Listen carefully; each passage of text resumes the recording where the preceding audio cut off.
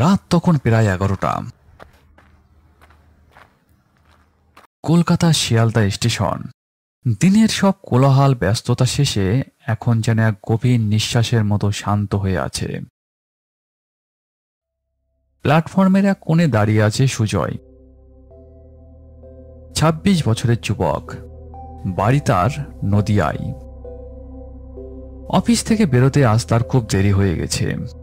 শেষ ট্রেনটা ধরতে না পারলে আজ রাতটা তাকে এই প্ল্যাটফর্মে জেগেই কাটাতে হবে। সুজয় প্ল্যাটফর্মে দাঁড়িয়ে থাকা অবস্থায় খেয়াল করল আজ কেমন যেন একটু অদ্ভুত লাগছে, যেন পুরো স্টেশনটাই ঘুমিয়ে গেছে। তার মতো আর কাউকেও ট্রেনের জন্য অপেক্ষা করতে দেখা যাচ্ছে না, যেন পুরো স্টেশনটাই খালি। অনেকটা সময় পার হয়ে গেছে। আমি কি ট্রেনটা মিস করে ফেললাম, নাকি আরও কিছুক্ষণ পরে আসবে? কাকে যে জিজ্ঞাসা করি, এখানে তো কাউকে দেখতে পাচ্ছি না। সুজয় প্ল্যাটফর্মের চারিদিকে একবার ভালোভাবে তাকালো। হঠাৎ তার চোখ গেল প্ল্যাটফর্মের একদম শেষ মাথায়। একটা বেঞ্চে একজন মহিলা বসে আছে, পরনে লাল শাড়ি, কিন্তু মুখটা ঘোমটায় ঢাকা, যে কারণে তার চেহারাটা স্পষ্ট বোঝা যাচ্ছে না। ওই তো একজন। ওনাকে দেখে মনে হচ্ছে অনেকক্ষণ ধরেই এই প্ল্যাটফর্মে বসে আছেন। হয়তো আমার আসার অনেক আগে থেকেই উনি এখানে আছেন। ওনাকেই একবার জিজ্ঞাসা করে দেখি ট্রেনটা চলে গেছে কিনা।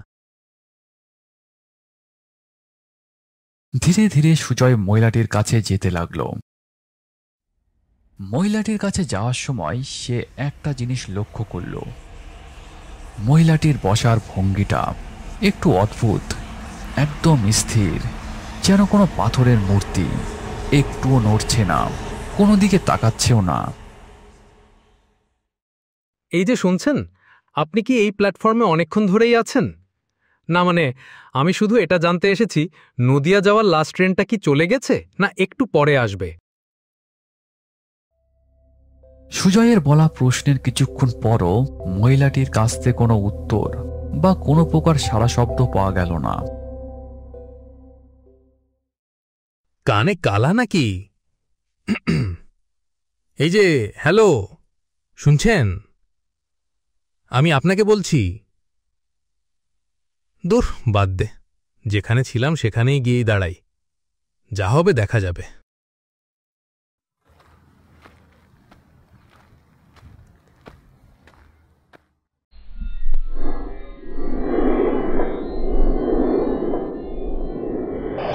ঘড়িতে 11:15 বাজতেই নদিয়া যাওয়া শেষ ট্রেনটা আসলো।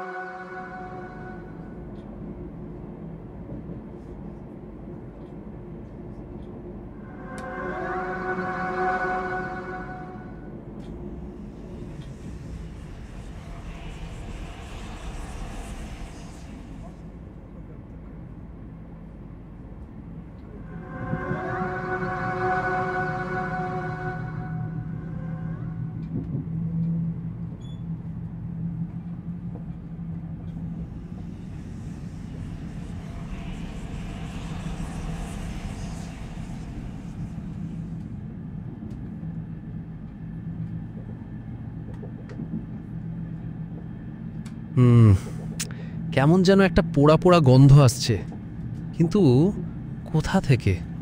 মনে হচ্ছে আমারই পাশ থেকে।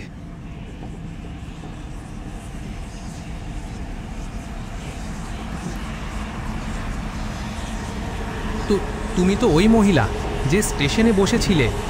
তুমি এই কামরায় কখন আসলে, আর আমার পাশেই বা কখন বসলে?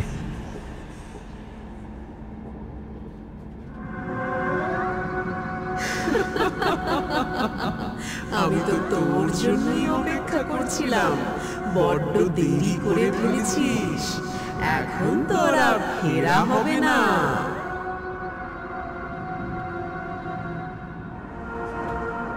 কে তুমি?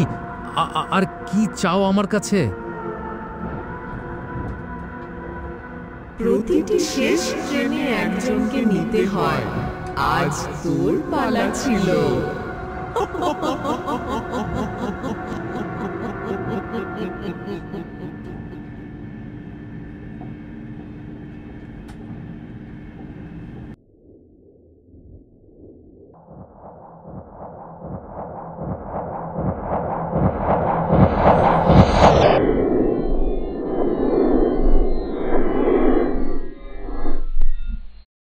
এটা যদি মৃত্যুপুর হয় তাহলে তো সবাই এখানে মৃত। এর মানে আমিও কি?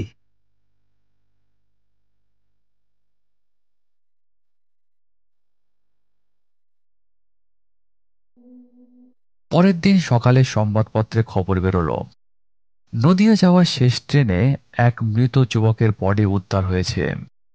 যুবকটির নাম ছিল সুজয়, কিন্তু তার মৃত্যুর কারণ কি ছিল সেটা সবার কাছে আজও অজানা।